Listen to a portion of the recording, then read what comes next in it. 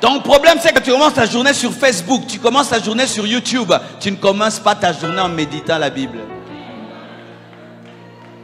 C'est pourquoi dans vos journées, la parole n'est pas le grand frère de la télévision. La parole n'est pas le grand frère de WhatsApp et de YouTube.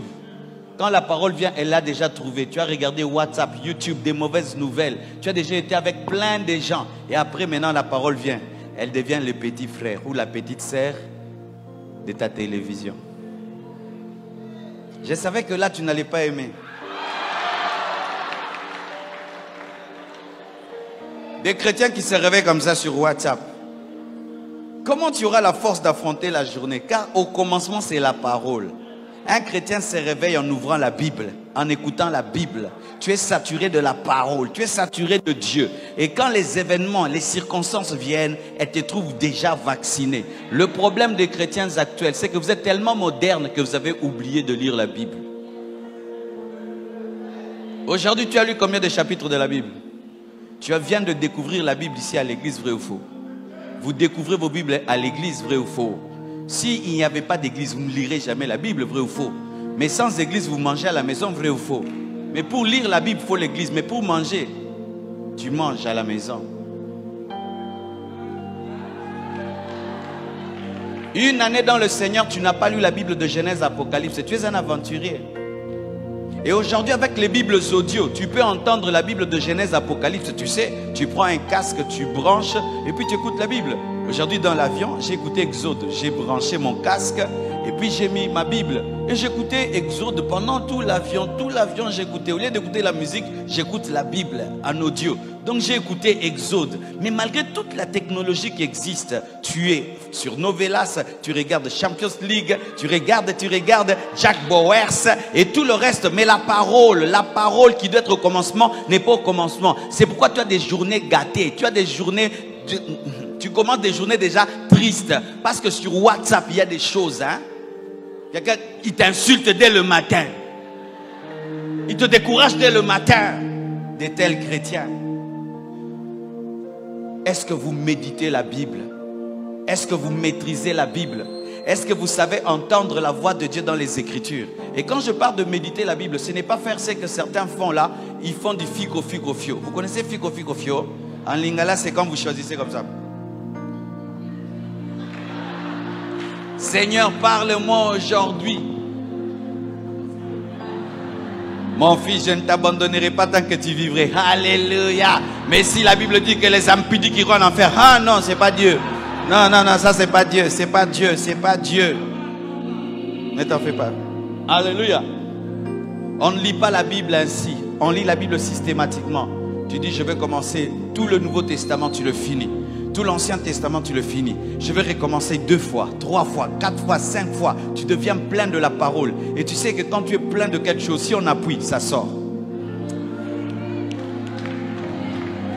C'est pourquoi quand le diable tentait Jésus, il le touche, il est écrit, il le touche, il est écrit, il le touche, il est écrit, il le touche, il l'élève, il est écrit, il l'amène sur une montagne. Pourquoi? Quand un chiffon est imbibé d'huile, tu touches, il y a de l'huile. Imbibé d'eau, tu touches, il y a de l'eau. Mais toi, tu es rempli de novelas. Tu es rempli des choses de ce monde. On te touche. Ne joue pas avec moi. Je te dis ce que je te ferai.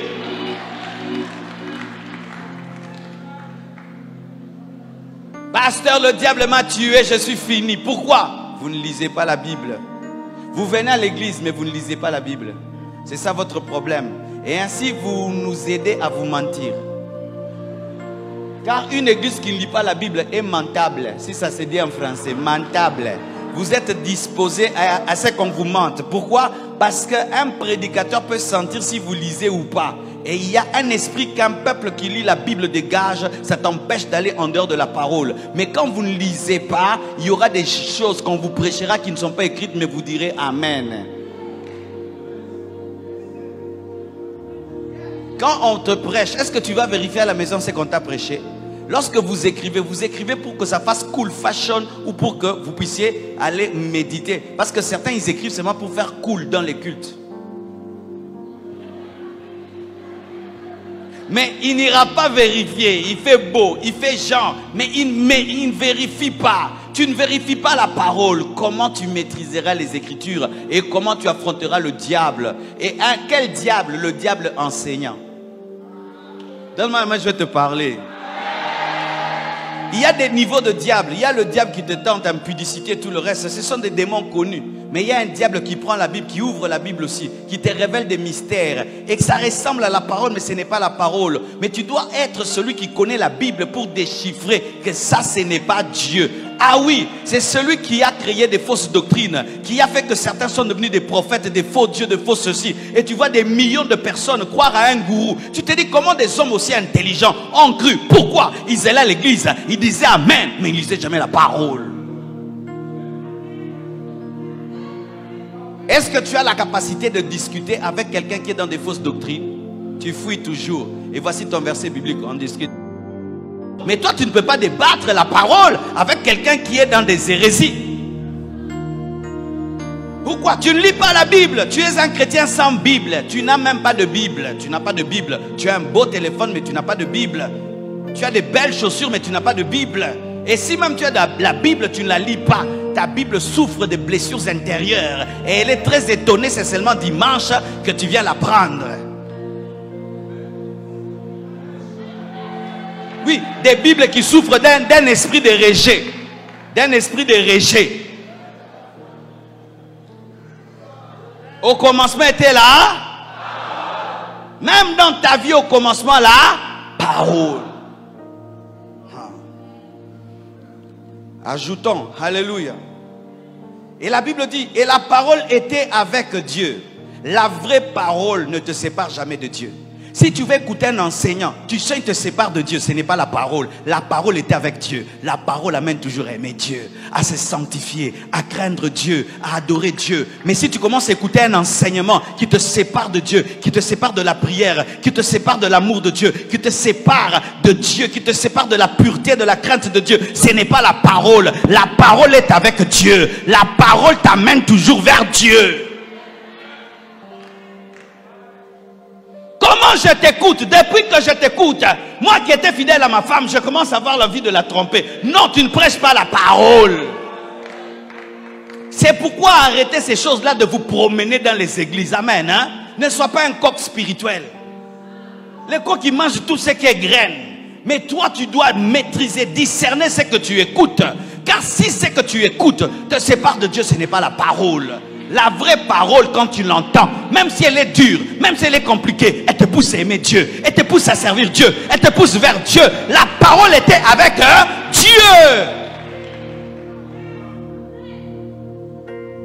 Il n'y a pas de message, mon frère, qui soit contre la sainteté. Il n'y a pas de message qui soit contre l'amour. Tu peux avoir quelle révélation de la Bible, tu ne peux jamais casser l'amour. Tu ne peux jamais casser la crainte de Dieu. Tu ne peux jamais casser l'attachement à Dieu. Parce qu'au commencement était la parole. Et cette parole était avec Dieu. Avec Dieu. La parole amène à Dieu. La parole, la vraie parole n'amène pas l'orgueil. Quand tu vois, tu as la parole, tu deviens gonflé. Ce n'est plus la parole. Frère, que l'hébreu et le grec ne puissent pas t'enfler. C'est comme les lingala des hébreux. Donne-moi la main. Oui, aujourd'hui, qu'est-ce qui se passe? Vous allez voir un jeune frère, il était un bon frère à l'église. On l'envoie à l'école biblique, là-bas on lui apprend hébreu, grec, et puis quand il rentre là, vous voyez, le niveau que j'ai ne me permet pas de parler à des gens comme vous. Eh, Jésus est mort pour des gens comme vous, toi tu ne peux pas parler à des gens comme nous. Jésus s'est donné la peine de révéler l'adoration à une seule femme, à la femme samaritaine. Il lui a révélé que l'adoration en esprit est en train d'arriver à une seule femme. Mais toi, à cause de ton niveau de la connaissance, tu n'es plus digne d'être écouté par n'importe qui. Écouté par qui? Par les anges. La vraie parole te remplit d'humilité. Quand tu vois quelqu'un connaître la parole et devenir orgueilleux, ce n'est plus la parole de Dieu. Ce n'est plus la parole de Dieu. La parole de Dieu t'amène à être près de Dieu. Et Dieu est saint. Et Dieu est pur. Si quand tu lis la Bible, tu écoutes la Bible, ça ne te pousse pas vers Dieu. Tu écoutes mal. Tu écoutes mal. Tu écoutes mal. C'est pourquoi un enseignement de la grâce qui m'empêche de me sanctifier à renoncer au péché. Tu me prêches la grâce, c'est la Bible. Mais si quand tu me prêches la grâce, je sens que je peux aller pécher comme je veux et le sang de Jésus devient une douche, ce n'est pas la vraie grâce. Car la Bible dit, pécherons-nous pour que la grâce surabonde? Loin de là.